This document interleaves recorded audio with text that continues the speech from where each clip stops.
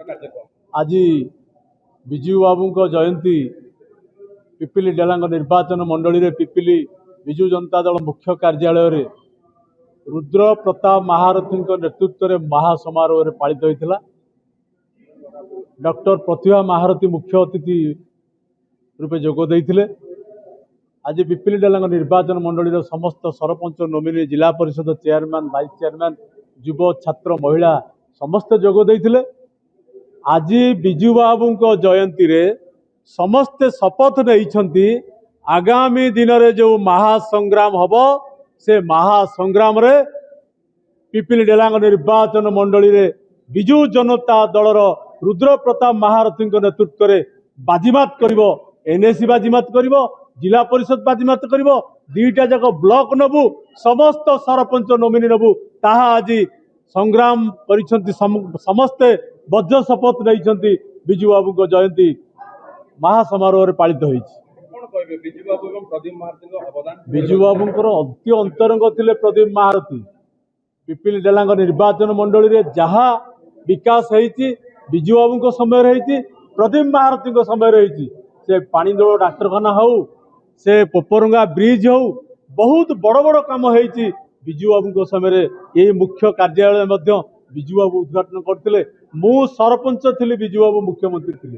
अति पाखरु देखी दिवंगत नेता प्रदीप महारथी सांगे जाई से स्मृति आज भी मन पड़ुची। सुपुत्र नवीन पट्टनायक समय पिपिली डेलांग निर्वाचन मंडली रे विकास होइछि एवं रुद्र प्रताप महारथी नेतृत्व में खूब कम समय जहाँ विकास होइछि वर्तमान ता हेई परिबो नाही।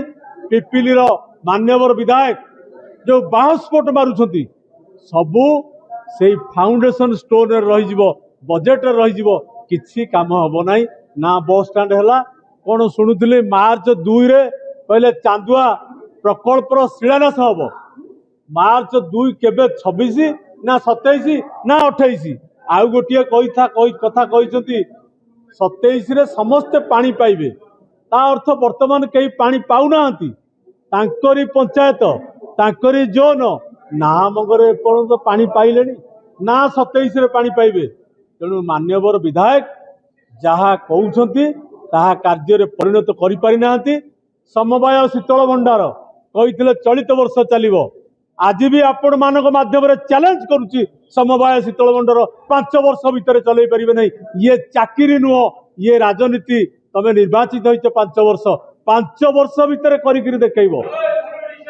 आज प्रवाद पुरुष विजु बाबूंकर 110तम जन्म जयंती उपलक्षे आज गोटे स्मृति सभा डेलांग पिपिली विजु जनता दल कार्यालय अनुष्ठित होता। स्मृति सभा डेलांग पिपिली निर्वाचन मंडली लोकप्रतिनिधि माने सरपंच समिति सभ्य चेयरमैन वाइस चेयरमैन जिला परिषद सभ्य सभ्या एवं ता सहित आमर दलर विभिन्न दिगरे युव छात्र महिलार नेतृत्व नौथिबा लीडर माने मध्य उपस्थित थिले। समस्त लक्ष्य यह थिला कि आगामी दिन में आउ किछि मास परे पंचायत इलेक्शन रही, पिपिली एनएसी इलेक्शन रही। से इलेक्शन को केमिति आमे समस्त एकजुट होगी लड़िबा, विजु जनता दलर गड़ को पुणी थे केमिति जितवा से दिगरे कार्य करवा। आमर गत पंचायत इलेक्शन एवं एनएसी इलेक्शन मध्य निश्चित रूपे भल होइतिला एवं ताकू केमिति पुणी थे सेटा को रिपीट करवा, से जीत को केमिति जितवा तापई मध्य आलोचना होइतिला। समस्त को धन्यवाद। एवं आगामी दिन में ये जो बीजेपी रो सरकार रही, जो मिछ प्रतिश्रुति प्रलोभन देखी कि सरकार को आसीचंती एवं जहाँ सब कही ताहा करिनाहंती। खाली रंग परिवर्तन होइछि, नवीन बाबू करिथिबा योजनार ना परिवर्तन होइछि एवं जेहेतु किछि कार्य हो नाही ताहार जवाब निश्चित रूपे आगामी दिन में पंचायत जो इलेक्शन हम पिपिली एनएसी जो इलेक्शन हम निश्चित रूपे आशा और विश्वास जनसाधारण तार जवाब देव। आज ओडिशार बरपुत्र प्रवाद पुरुष विजु बाबूंकर 110तम जन्म जयंती पालन होता। यही अवसर रे आमर पिपिली डेलांग निर्वाचन मंडली पिपिली रे पालन होता कक्ष में उपस्थित थी एवं बहु संख्यार एठी आमर दलमत निर्विशेष विजु बाबू भली जड़े प्रवाद पुरुषंकर कथा शुणापी लोक उपस्थित थिले। तेणु विजु बाबू तो केवल जड़े व्यक्ति नुहति से समग्र पृथ्वी रे परिचित। ओडिशार परिचय जदि प्रथमे जगन्नाथ हमें द्वितीय होती प्रबाद पुरुष विजु बाबू। तेणु कलिंग पर्टिकुलाली आमर उत्कल प्रदेश जो अवदान यह अविस्मरणीय एवं अद्वितीय। एमती नेता आउ जन्म ही ना। Leaders make things possible but great leaders make it inevitable. तेणु जहाँ कहते कर देखते गोटे विराट 6.5 फुट उच्चार लोकटी भितर गोटे अति सुंदर कोमल हृदयटीए थिला। बहुत कथा से सेमती कथा ही रही जाइए। लोक मैंने आचंबित हो शुणुले। किंवदंती पुरुष कहुए, माटीर मूर्तिकार कहुए, झड़र इगल कहुए। महताब खुशी रे विजय विजय बोली डाकुले। एवं उत्कल केसरी हरिकृष्ण महताब जदि ओडिशार गोटे मानचित्र आंकिबा स्वप्न देखी परिकल्पना करते केमती आधुनिक ओडिशा हम ताकू रंग देते तुड़ी रे प्रभात पुरुष विजु बाबू। एवं इंडोनेशियार स्वाधीनता संग्राम रे सक्रिय भाव में अंशग्रहण करते एवं अति निर्लोभ थे, निस्वार्थपर थे। ओडिशा माटी पई सब किछि दान कर जाउथिले।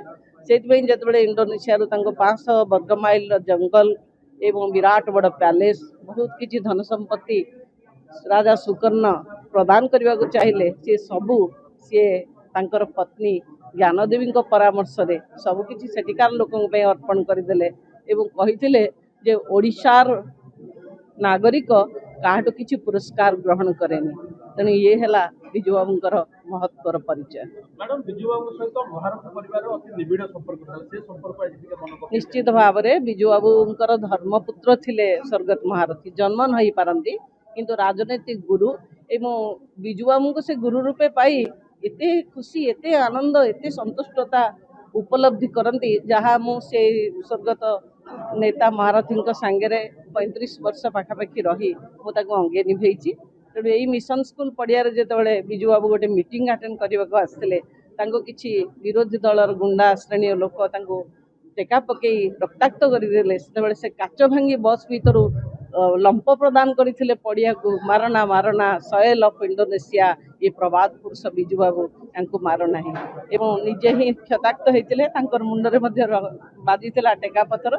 ये दुस्साहसिक पदक्षेप देखी विजु बाबू भारी मुग्ध होते इम्प्रेस्ड होते एवं जमी भात हांडी गोटे भात चिपीदे जना पड़े कि नहीं भात ठीक सेमिति महारथी गोटे कार्यक्रम थिला आकर्षित करने को विजु बाबू पाखु गोटे ही मध्यम। तेणु विजु बाबू से दिन ठू प्रदीप बोली डाकती पाखे रखती परामर्श दियंती एवं महारथी से दिन के पछघुंचा देना। तेणु विजु बाबू को निजर पिता बोली पालन करती। जन्म जयंती केवल नुह श्राद्ध पालन करती, ब्राह्मण मान भोजन दियंती, दक्षिणा दियंती एवं निजर गोटे सुपुत्र हिसाब से जहाँ करिया कथा आज पर्यंत कर सबुठ बड़ कथा है जिते विजु बाबूर शेष समय महारथी को गोटे निर्दोष थिले सी किंतु गोटे राजनैतिक अभिसंधि रखी एनएस एक्ट रे बुक करा जायतिला 1995 मसीहार कथा मु कहूची। सेतेबेले विजु बाबू ही सुरक्षा देइथिले एवं मु जेते थर विजु बाबू पाखु जाइछि समस्त सुरक्षा मंत्र तांकठ नहीं आसीछि। केतेबेले कोठु मु निराश हेइनी।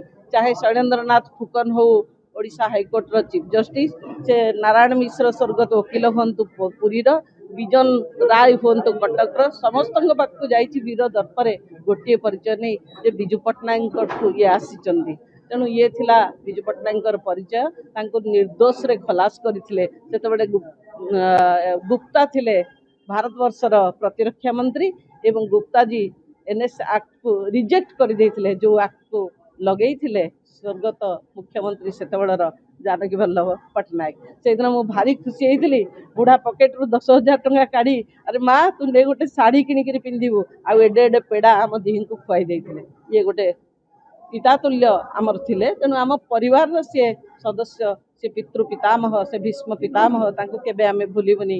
मो स्वामी तांकर पालन करथिले मु मध्य थिबा जाय पालन करथिबी मो परिवार बंची थिबा जाय निश्चित भाव में विजु बाबूंकर जयंती आउ श्राद्ध उत्सव पालन करिबु ही करिबु। तांकरी आदर्श रे आमे समस्त अनुप्राणित हेउथिलु हेउछु एवं आगक मध्य हो। मैडम आ गोटे गुरुत्वपूर्ण